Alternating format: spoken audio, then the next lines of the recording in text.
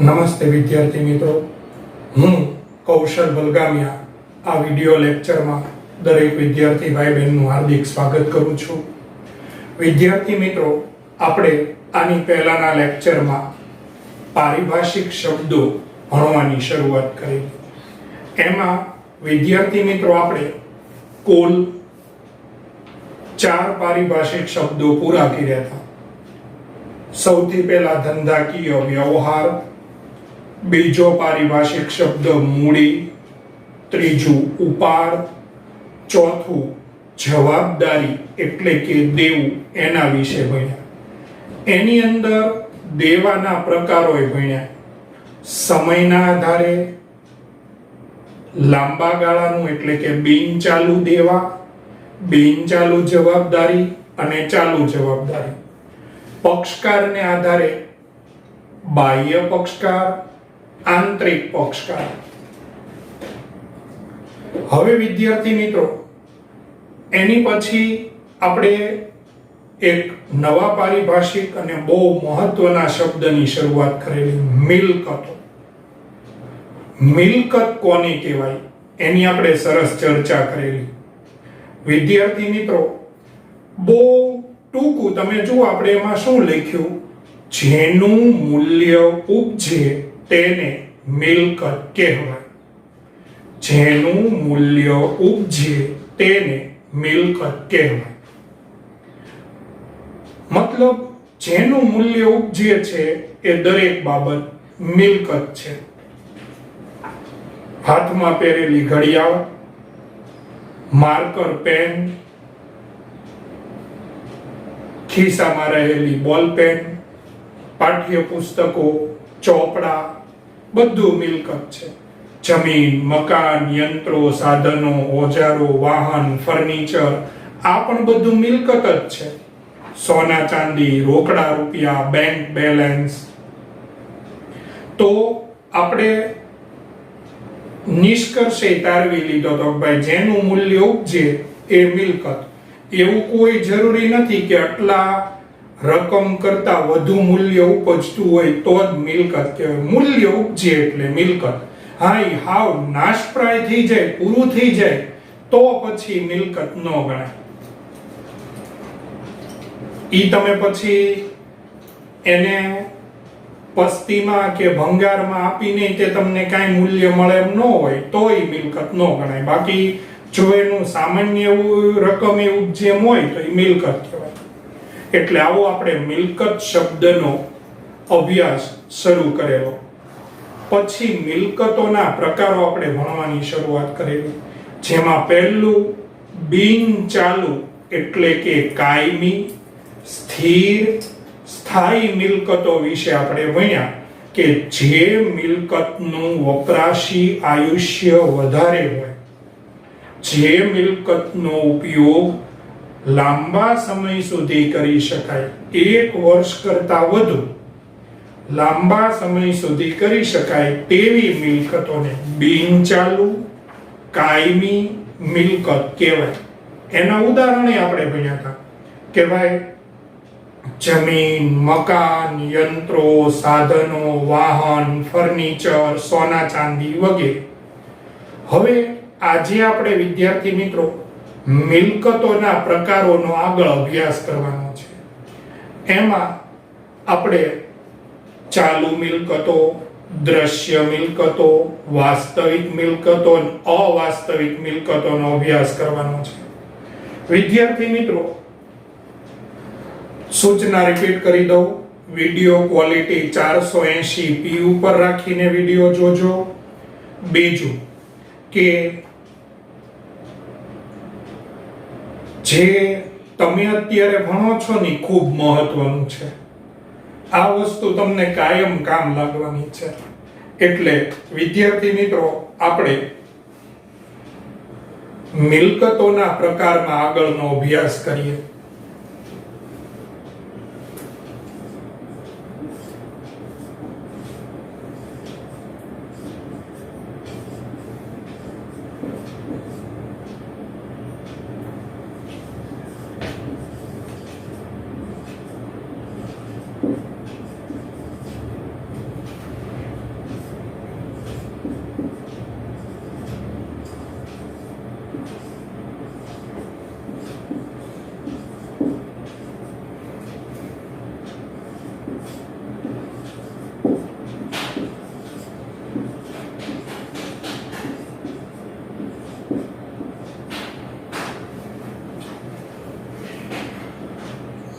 બીજો પ્રકાર પણ છે ચાલુ મિલકતો. એટલે હવે અહીંયા મિત્રો તમારે એવું અર્થઘટન નથી કાઢવાનું કે 1 વર્ષ કરતા વધારે આયુષ્ય હોય તો કાયમી મિલકત, બિનચાલુ મિલકત, અને 1 વર્ષ કરતા ઓછું આયુષ્ય હોય તો. અહીંયા એવી રીતે મિત્રો, વિદ્યાર્થી મિત્રો, અર્થઘટન નહીં થાય.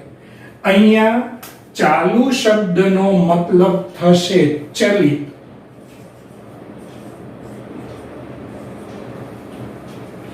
ચલિત એટલે કે જેની સ્થિતિમાં ફેરફાર થયા કરે. લખીએ પછી સમજીએ. લખો 2 કરીને, ચાલુ મિલકતો. એમાં લખો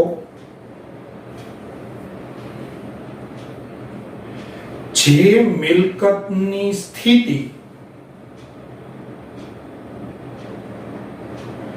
વારંવાર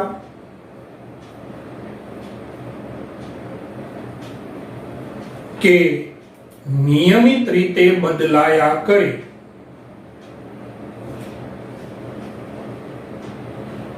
તેવી મિલકતોને ચાલુ મિલકત કહે છે.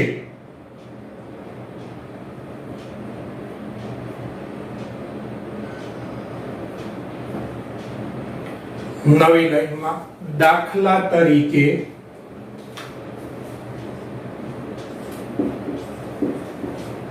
સ્ટોક, રોકડ,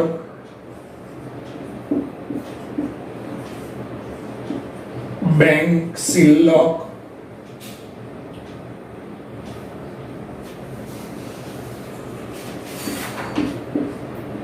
વગેરે.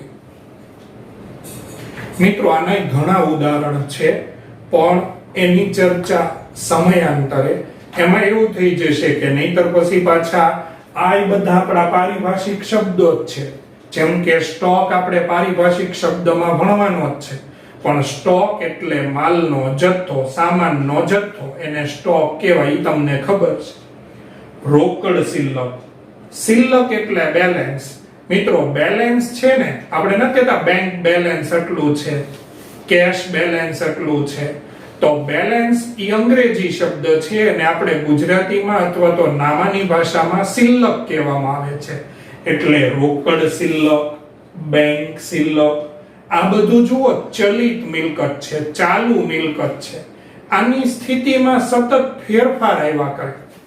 સ્ટોકમાં કેવું હોય કે દાખલા તરીકે તમે જ વેપારી છો તો તમે ખરીદી કરી, ઓર્ડર આપ્યો હોય બરાબર હોલસેલ વેપારીને, તો એ સામાન મોકલે તો તમારી દુકાનમાં, ગોડાઉનમાં સ્ટોક વધી જાય. પછી જેમ ગ્રાહકો આવે એમ 2, 4, 5, 10 નંગ ઓછા થતા જાય. તો સ્ટોકની સ્થિતિ જુઓ સતત બદલાયા કરે. રોકડ સૌથી વધુ ચલિત મિલકત, કેમ કે તમારે માલ સામાનના બદલામાં તો હોય, ઈ સિવાય તે તમારે ખર્ચા ચૂકવો. દાખલા તરીકે તમે લાઇટ બિલ ભરો, ભાડું ભરો, તમે માણસો રાખ્યા હોય એને પગાર આપો, બરાબર. તો રોકડ સૌથી વધુ ચલિત. તમે જો એનું નથી કહેતા લક્ષ્મી ચંચળ હશે, એ ખરેખર આ કહેવત છે ને, ઈ આ પારિભાષિક શબ્દ આપણને સમજાવે છે કે ચાલુ મિલકત સ્થિતિમાં ફેરફાર આવ્યા કરે, ચલિતતાનો ગુણધર્મ હોય. બેંક સિલકનું એવું છે. મિત્રો અહીંયા આગળ હું વેપારીના બેંક ખાતાની વાત કરું છું. કદાચ તમારા કે મારા બેંક એકાઉન્ટમાં, બચત ખાતામાં અમુક સમય સુધી રકમ એમનેમ રહે, આપણે બહુ બેંક ટ્રાન્ઝેક્શન ન કરતા હોઈએ તો કદાચ બેંકમાં, પણ એમાંય તમે જુઓ અમુક સમયે વ્યાજ આપે, અમુક સમયે SMS નો ચાર્જ આપણી પાસેથી બેંક લે, ATM નો ચાર્જ લે. તો એમાં આંકડો તો બદલાયા જ કરે છે. આમ તમે મૂક્યા પછી આંકડો સ્થિર નથી રહેતો. તો કહેવાનો મતલબ એમ છે બેંક સિલક, અને એમાં આપણે તો વેપાર ધંધાની વાત કરીએ છીએ. ચાલુ ખાતું બેંકમાં ખુલે વેપાર ધંધાનું, અને એમાં તો તમે જુઓ તો વેપારી માટે તો ઈ ખાતું હોય એના તો એક દિવસના ઘણા બધા ટ્રાન્ઝેક્શન થતા હોય. તો વિદ્યાર્થી મિત્રો, કહેવાનો મતલબ એમ છે કે ચલિતતા હોય એને ચાલુ મિલકત કહેવાય. આ સિવાય એના ઉદાહરણો છે પણ એની ચર્ચા આગળ ઉપરાંત કરશું, કેમ કે હું જો અત્યારે તમને દેવાદાર ને એવા બધા શબ્દો લખાવું તો ઈ આપણા પારિભાષિક શબ્દ જ છે, અને ઈ ચર્ચા પછી અત્યારે મિલકતોના પ્રકારથી બીજે વહી જશે. ચાલો ત્રીજું લખો,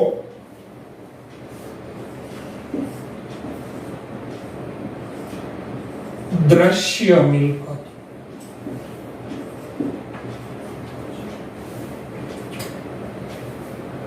દ્રશ્ય મિલકત.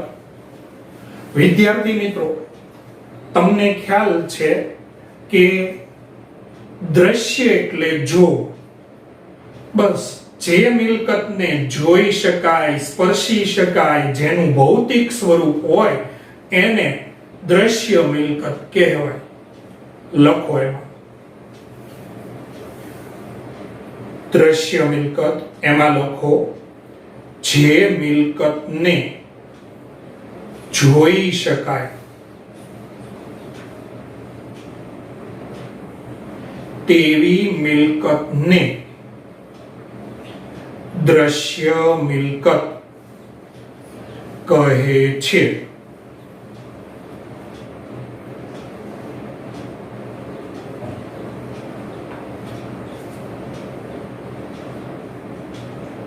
પછી લખો, દાખલા તરીકે જમીન, મકાન, યંત્રો,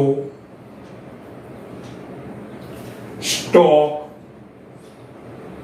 રોકડ વગેરે. જો મિત્રો, આપણે અત્યારે જે ભણ્યાની દ્રશ્ય મિલકત છે. દ્રશ્ય મિલકત એટલે જે મિલકતને જોઈ શકાય તેવી મિલકતને દ્રશ્ય મિલકત કહેવાય. એમાં પછી બિનચાલુ આવી જાય ને ચાલુ આવી જાય. જેને તમે જોઈ શકતા હો, સ્પર્શી શકતા હો, જે મિલકતનું ફિઝિકલી ભૌતિક સ્વરૂપ હોય એને દ્રશ્ય મિલકત કહેવાય. એ પછી બિનચાલુ મિલકતે હોઈ શકે ને ચાલુ હોઈ શકે, એના પ્રકાર મુજબ જે ભાગ પડે.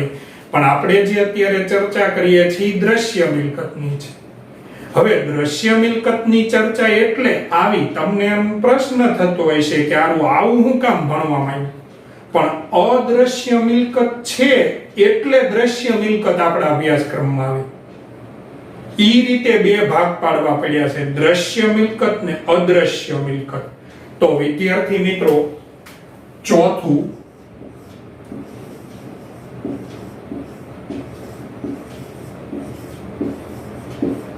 અદ્રશ્ય મિલકત. અદ્રશ્ય મિલકત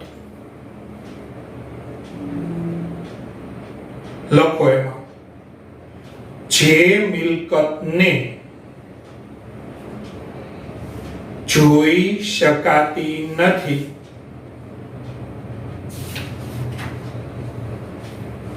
તેવી મિલકતને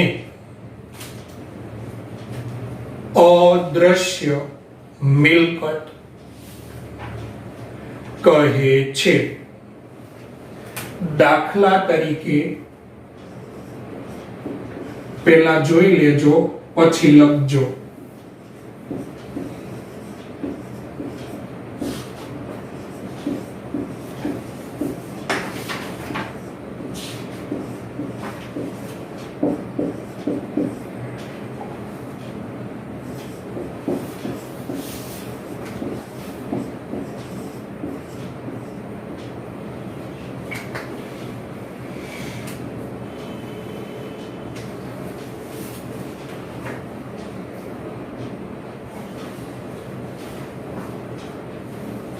લખો દાખલા તરીકે પાઘડી,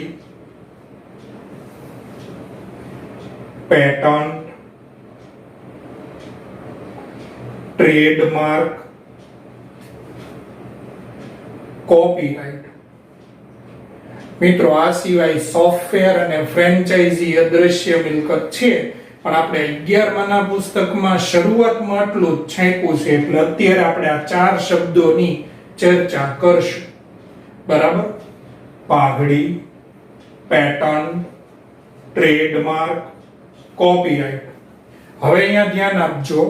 પાઘડી. મિત્રો આપણું 12મા ધોરણનું ભાગ 1નું 3જું પ્રકરણ પાઘડી.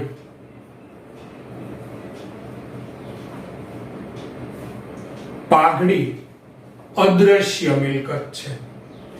પાઘડી એટલે શું? તો પાઘડી એટલે પ્રતિષ્ઠા. ધંધાનું પ્રતિષ્ઠા મૂલ્ય દર્શાવતી અદ્રશ્ય મિલકત એટલે પાઘડી. જો 12મામાં પૂછાય છે એટલે હું 11મામાં પૂછીશ. લખો નવી લાઈનમાં પોઈન્ટ પાડીને. પાઘડી એટલે ધંધાનું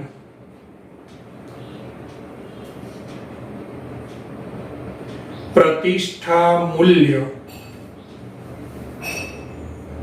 દર્શાવતી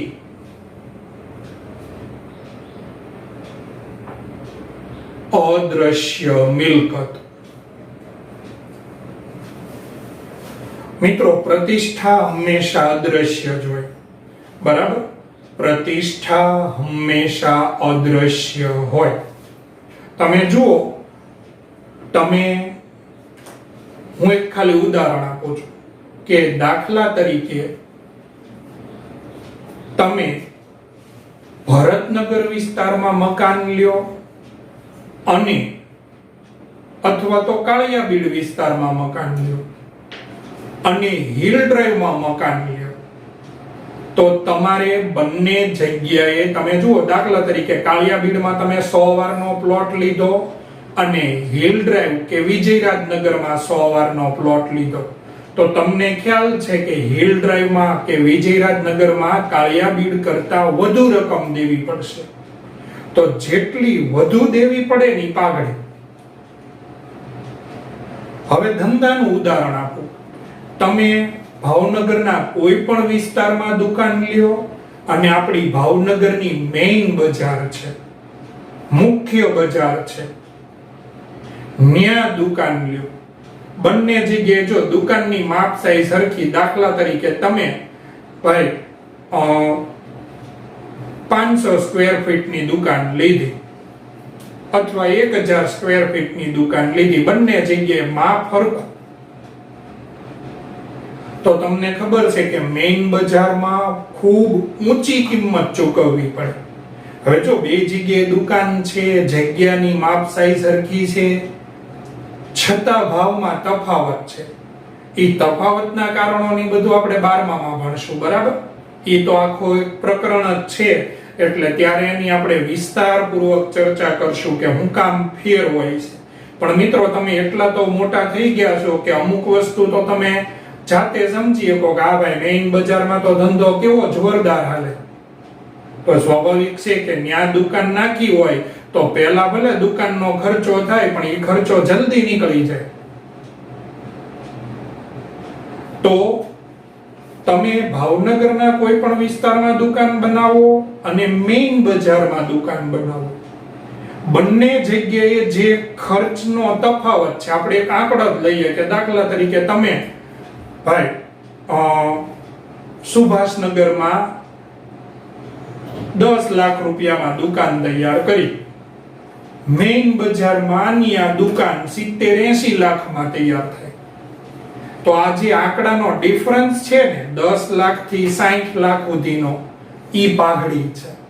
દેખાતી નથી પણ મૂલ્ય ઉપજે.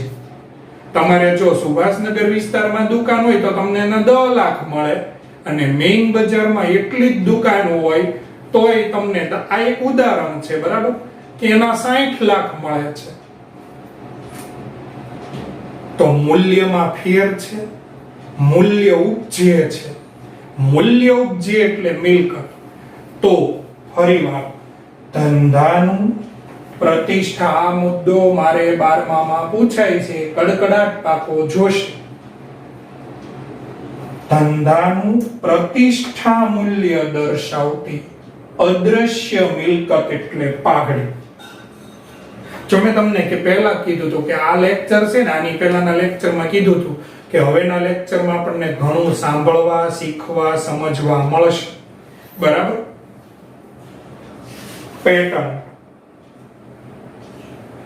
પેટન્ટ ડિઝાઇન, આકાર, સ્વરૂપ. તમે જુઓ, તમને સમજાય ને એવા જ ઉદાહરણ આપું. દાખલા તરીકે તમે રોડ ઉપર ગમે બાઇક નીકળે તો તરત ઓળખી જાઓ છો કે ભાઈ આ સ્પ્લેન્ડર બાઇક છે, આ એક્ટિવા છે, આ પલ્સર છે, આ એક્સેસ છે.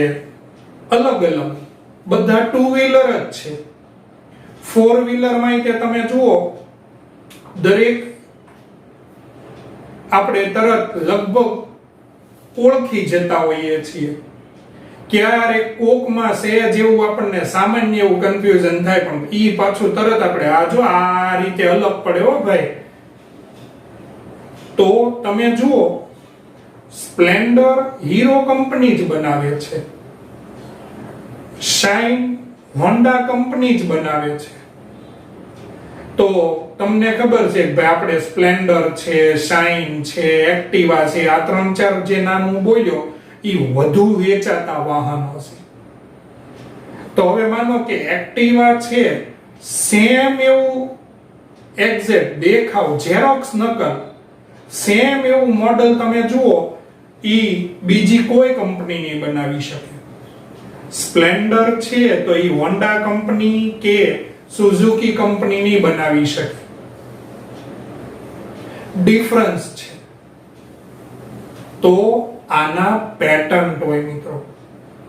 પેટન્ટ આપણે નથી કહેતા લેટેસ્ટ પેટર્ન બતાવજો, એમાં પેટર્ન, ડિઝાઇન, સ્ટ્રક્ચર, સ્વરૂપ.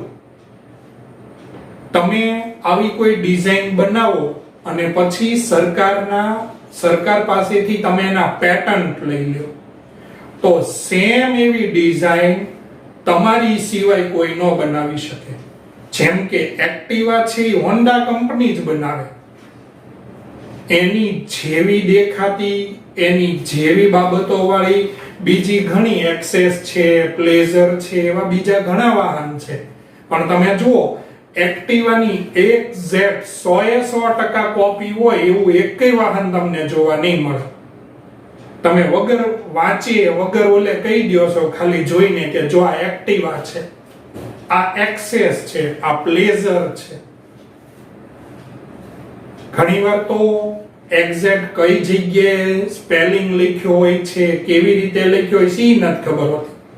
આવું દરેક ક્ષેત્રમાં આવે, વાહનમાં જ આવે એવું ન હોય મિત્રો. હા, હું તમને કહી દઉં, તમે જેના પણ પેટન્ટ લઈ લ્યો ને, બરાબર, સેમ એવું બીજું કોઈ પછી ન બનાવી શક્યો. એ દરેક બાબતમાં લાગુ પડે.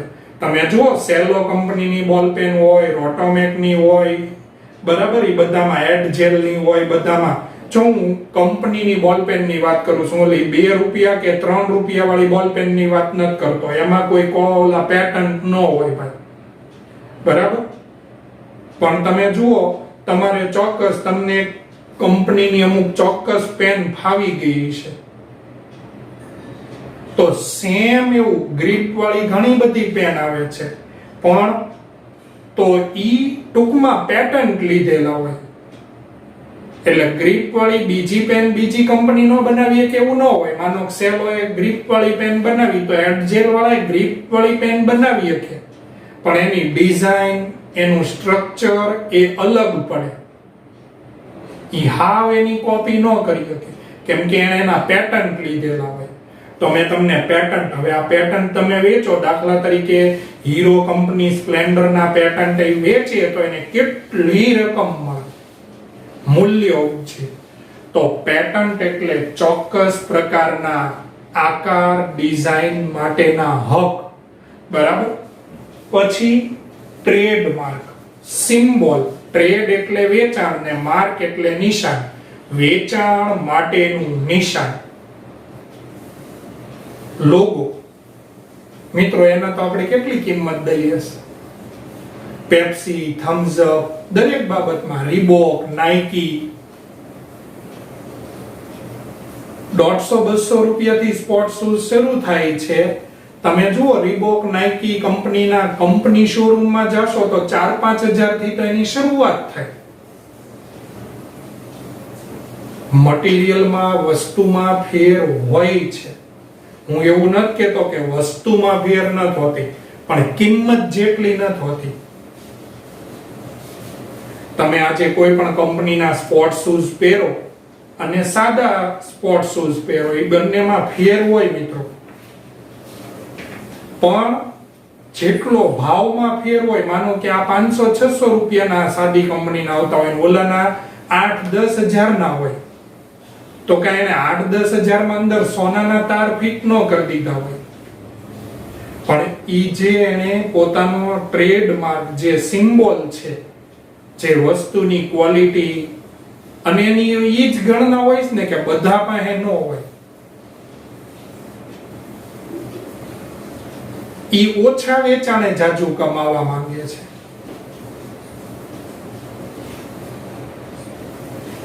એટલે વિદ્યાર્થી મિત્રો, ટ્રેડમાર્ક, વેચાણ માટેનું નિશાન, સિમ્બોલ. તમે જુઓ શર્ટ ઉપર એક નાનકડું એવું સ્ટીકર આવી જાય, સનગ્લાસીસ ઉપર એક નાનકડું એવું નામ લખાઈ જાય, કેટલો બધો ડિફરન્સ પડી જાય છે. અને તમે કદાચ એવી જ સારી, એવી જ અથવા એની કરતાંય વધુ ગુણવત્તાવાળી વસ્તુ હશે, પણ તમને કોઈ એટલો ભાવ, એટલી કિંમત દેવા તૈયાર નહીં થાય. શું કામ? દાખલા તરીકે રેબનના ચશ્મા છે, તો રેબનના ચશ્મા માનો કે તમે લ્યો છો તો આપણે એમ માનીએ કે 5000 ના આવે. એમાં જે ક્વોલિટી મળે છે, એવી ને એવી ક્વોલિટી તમે એનાથી ઓછી કિંમતે તૈયાર કરી શકો, અને તમે એનાથી ઓછી કિંમત રાખશો ને તો એ લોકો તમારામાં વિશ્વાસ નહીં કરે. Trademark, symbol. તો જેની પાસે આવો ટ્રેડમાર્ક છે, જો ઈ લેવો પડે. એકવાર તમે તમારા ધંધાનું જે લોગો હોય, સિમ્બોલ હોય, એનું સરકારમાં રજીસ્ટ્રેશન કરાવી નાખો ને તો પછી કોઈ એની કોપી ન કરી શકે ભાઈ. બરાબર? પછી વિદ્યાર્થી મિત્રો,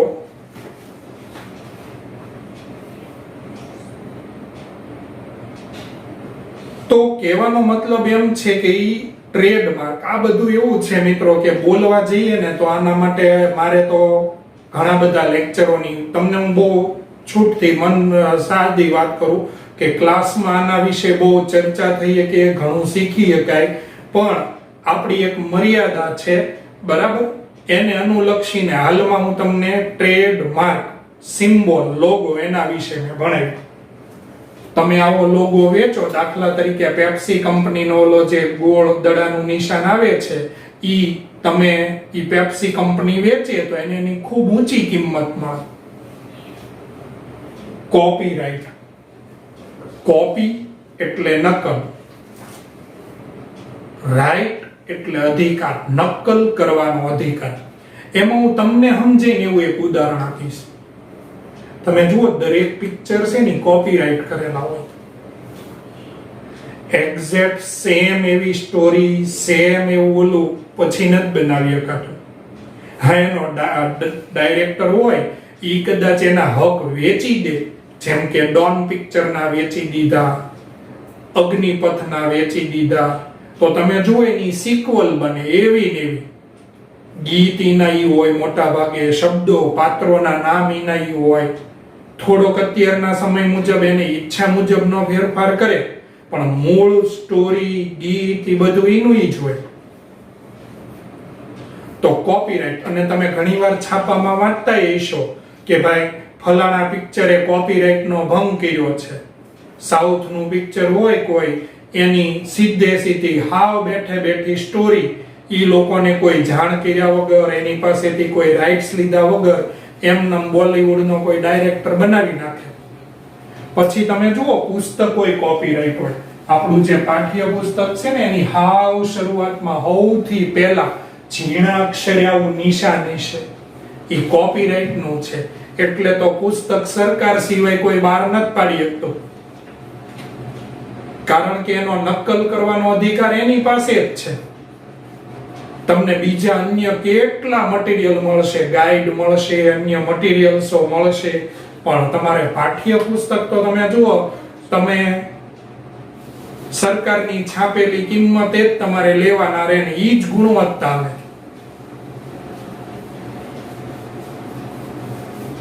બધાને એક સરખું જ રહે.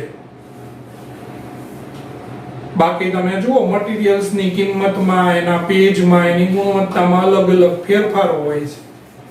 પાઠ્ય પુસ્તક તો આ બધી કંપનીઓ વાળા, અને તમે જુઓ એટલે જ તે સરકાર સિવાય કોઈ છાપી ન શકતું. નહીંતર તો માનો કે ઘણી બધી પટેલ એન્ડ પટેલ છે, નવનીત છે, તો એ બધાને ખબર જ છે કે અમારા પુસ્તકો અમુક વિદ્યાર્થીઓ જ લે છે, બધા નથી લેતા.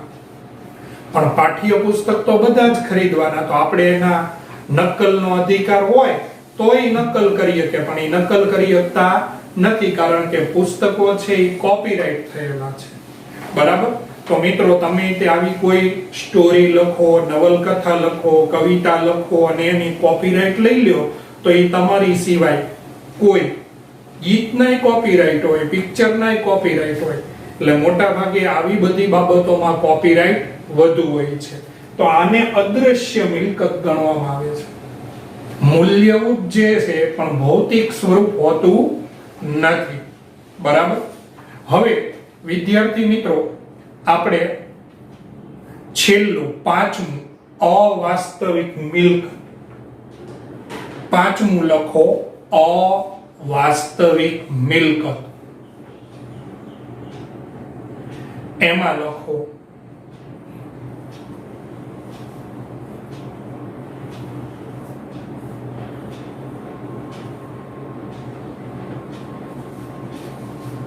જે ખર્ચનો લાભ, જે ખર્ચનો લાભ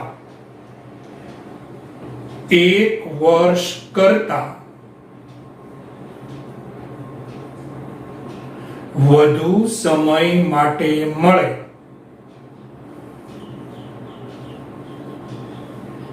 તેવા ખર્ચને અવાસ્તવિક કે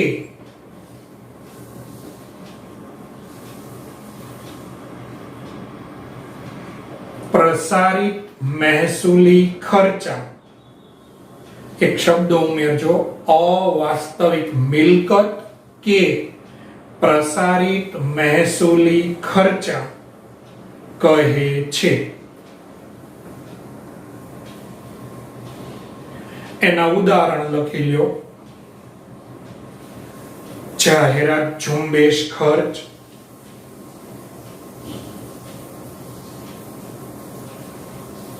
સંશોધન વિકાસ ખર્ચ,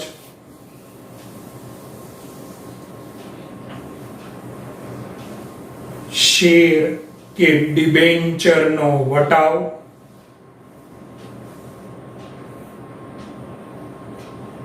પ્રાથમિક ખર્ચા વગેરે. ફરીવાર બોલું છું. જાહેરાત ઝુંબેશ ખર્ચ, સંશોધન વિકાસ ખર્ચ, શેર કે ડિબેન્ચરનો વટાવ, પ્રાથમિક ખર્ચ વગેરે. મિત્રો, આજે મિલકતના પ્રકારો પૂરા થઈ જાય એટલે મેં આ લખાવી દીધું. આની ચર્ચા હવે પછીના લેક્ચરમાં કરીને હવે પછીના પારિભાષિક શબ્દો ભણશું. Okay, thank you all of you.